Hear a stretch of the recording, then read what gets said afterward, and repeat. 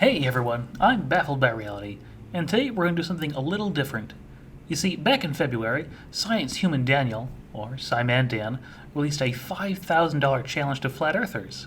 In this challenge, he laid out a gauntlet of 3 tasks that would need to be completed in order for this prize to be claimed. And he's been keeping a counter of how many legitimate attempts have been made. As of this recording, it's been a grand total of 0? No one? Really? Not a single flat earther has even attempted it? So, instead of debunking their silly conspiracy theories today, we're going to flip the script and attempt to give them a helping hand with the challenge. Now, the 3 tasks are as follows. Part 1. A photograph of a target less than 100 feet in elevation and 50 miles or more away to be taken from a camera viewer height of 6 feet or less above sea level. Part 2 is to conduct 2 Foucault's pendulum experiments with at least 10 degrees latitude apart, then have the results show that you are within 1 degree latitude. And finally, Part 3, to construct a model that shows how 3 observers in Australia, South Africa, and South America, all looking south, can see the Southern Cross constellation at the same time. Sounds a little tough, but let's go ahead and put them in order from easiest to most challenging, which just means switching Part 3 and Part 1. And just for fun, let's take a look at the opinion of a flat earther of why this cannot be accomplished. We'll go ahead and start with Part 3. For his third and final challenge, he wants a model where 3 observers in Australia, South Africa, and South America can observe the Southern Cross at the same time. He actually lies and says this is possible on the globe. He pulled a fast one. I don't know if anybody noticed it, but this is scientifically impossible. Even on a globe, it's impossible to see the Southern Cross at the same time from Australia, South Africa, and South America. This is the website SciManDan's and SciManDan.com, and if you go to the time zone converter, and I've already punched in Sydney, Australia, Santiago, Chile, Cape Town, South Africa, and you can see that there is a 15 hours difference between Sydney, Australia and Santiago, Chile, and 9 hours difference between Sydney, Australia and Cape Town, South Africa. Therefore, it is impossible for them to see the Southern Cross at the same time. Alright, pretty paranoid take there. While it is impossible to physically see the star from different continents at the same time most of the year, there are some periods where at least part of each continent is at some phase of night, right around June and July. More importantly, I feel it's safe to say that what Dan is referring to is having that star in the sky, even if it can't be seen because of sunlight. Similar to how you can see Polaris from any northern continent. Most flat Earth models are some variation of this, and Polaris is more or less correctly viewed in the northern continents. Now the downside of this map is pretty obvious if you've seen a globe. In the center, things tend to be mostly okay, but as you move away from the pole, the map gets gradually more warped, and when you cross the equator into the southern hemisphere, all bets are off. This is because it's a northern focus map. When I first saw this challenge, I thought the solution was simple. Just use a globe. Then I remembered, oh right, I'm supposed to be looking at this like a flat earther. This makes it a little trickier, but not significantly so. The easiest and dumbest way to overcome this test is just to invert the common flat earth map and have the south pole the center, while the north becomes the ice wall. Now a new problem shows up where you can't see the North Star from all the northern continents, but he only asks for a model where the southern continents can see the Southern Cross. So it's good enough!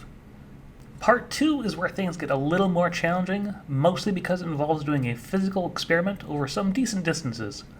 The flat earth community is pretty tight, so I'm sure they can find some people willing to work together to overcome Science Human Daniel. But let's see what a flat earther thinks about task number 2. His second challenge is utter nonsense. He wants 2 people in different latitudes, like 10 degrees apart, playing with pendulums. Pendulums are man-made devices that prove fuck all. So again, this proves nothing. I genuinely can't stop laughing every time I see that part. It's just so beautiful. Oh well. This part is looking at Foucault's pendulum, which has some interesting results in reality. To make one, you just need a long string and a heavy mass. Then be able to let it run for a long time without outside forces impacting it, like the wind. When you run this experiment, you will see the pendulum slowly start to rotate over time.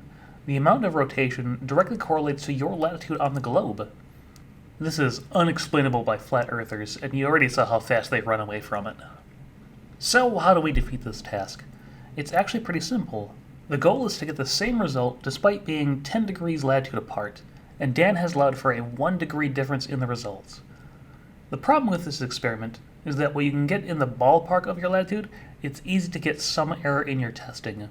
Maybe your string or mass isn't quite right, maybe you keep having someone walk near it, or more likely maybe there's just some error in measurement. So when doing this, you want one person to be 5 degrees high from where they should be, and the other person to be 5 degrees low from where they should be. Your latitude should be arcsine 24h over t. And since we're looking at this from the flat Earth perspective, we need to look at the result we want to achieve and work backwards from there. This way, the t equals 24h over sine latitude. In this example, let's use 30 and 40, which could be in the south and north sides of the USA. Now our t should be the time it takes for the pendulum to make a full rotation. For 30 degrees, we get a t of 48 hours, and for 40 degrees, we get a t of around 37.34 hours. This makes sense because at the equator, we should have no rotation of the pendulum at all, and at the North Pole, we should have a t of 24 hours.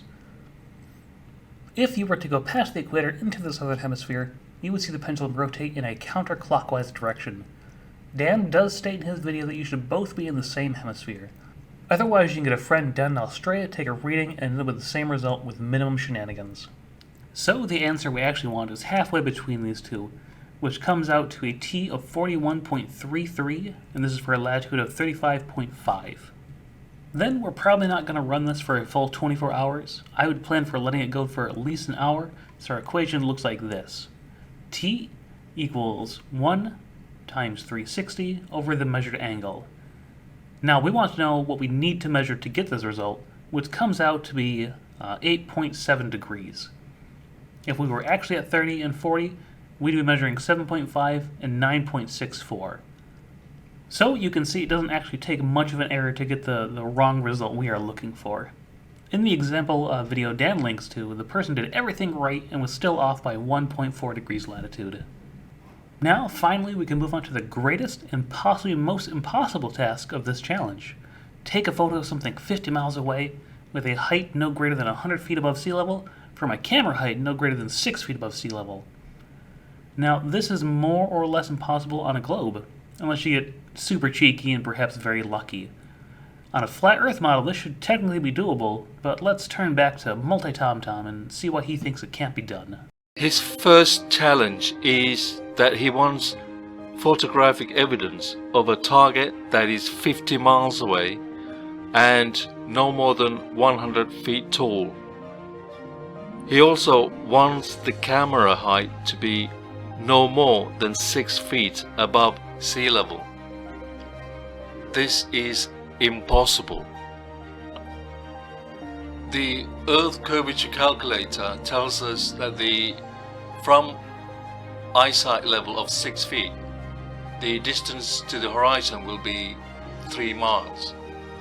Now that has been debunked by flat earthers because we can see further, so the Earth is not a globe and we have debunked the radius of the Earth. But from 6 feet eyesight level, we will be able to see 10 to 15 miles maximum, no further. And you have to increase your elevation, you have to go up in height to see further. If you rise up in elevation, you will increase the resolution, the angular resolution, so you will be able to see much further. So he clearly feels most comfortable talking about this part of the challenge, and it brings up the discussion of how flat earthers think light works. There are some different opinions out there, but they usually just shout perspective at varying volumes and pretend that answers everything. Back here in reality, we know that as objects get further away, their angular size decreases in a linear fashion. Some flat earthers will argue this does happen, but also they start to vanish from the bottom up. And others will argue that this does happen, and they totally don't vanish from the bottom up, and any photograph or video show of something vanishing from the bottom up is a lie. Multi-Tom has a weirder opinion, where the angular size of something increases as you increase height. Now, on the globe, as you increase in height, you can see further because you're looking over the curvature. Things don't get bigger as you get higher. I don't know how this works in a flat earth model, and I don't know if flat earthers know either. But we're not here to debunk their belief system, we're here to talk about taking Dan's money. This is essentially the only challenge standing in the way, and I can only think of a few possibilities around it. Let's start with the most likely. Now, he states the camera and object are measured from above sea level. Normally, I'd run through the math, but let's flat earth it and use an online calculator. According to the internet, at 50 miles, you should be missing around 1,473 feet of object. So what can we do? Refraction would have to be pretty intense to cover this, so let's look at some other options. What if we are viewing over an area that's below sea level? This should give us some extra height while still following the rules. Obviously, we can't do this in water, since water absorbs and scatters huge amounts of light. We wouldn't be able to see very far. But there are a few places on land that are far below sea level. We could possibly find one of these places and hope it's over 50 miles, with the deepest part being around 1,400 feet below sea level. Now, our best bet for this would be the Dead Sea Depression, which has its deepest point around 1,355 feet below sea level. We're still about 20 feet short of what we need, but with some refraction play, this might be doable. This area also covers more than 50 miles, so it might be possible. Most other areas on our planet don't come close to this. In the US, one of the lowest areas is Death Valley, which is only around 300 feet below sea level, so not nearly enough. So that's about as much help as I can provide with Science Human Daniel's challenges. I don't know if it's truly possible to do this last one, but with a bit of luck and out-of-the-box thinking, you might be able to pull it off. I've been baffled by reality. Don't forget to like and subscribe, if you're into that kind of thing.